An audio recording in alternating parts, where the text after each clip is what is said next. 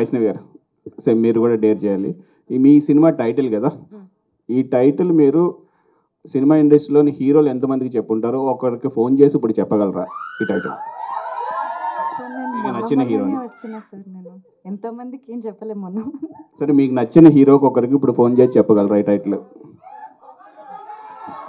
Anand దేవరకొండకు phone చేసి చెప్పమను. Number ఉండాలి కదా, పాపం బేబీ సిగ్గుపడుతుంది.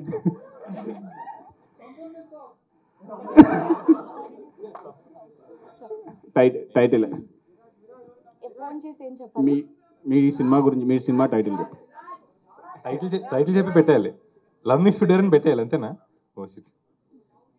అయ్యో ఏంటండి, అంతే, love me if you dare అని పెట్టేయాలి.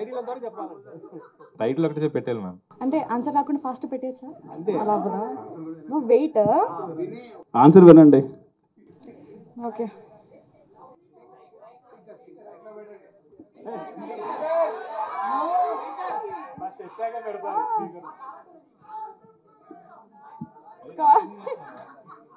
నాకు కాల్ చేస్తున్నారు ఆవిడ. Hello hello hi. Nothing, your on speaker. Love me if you dare.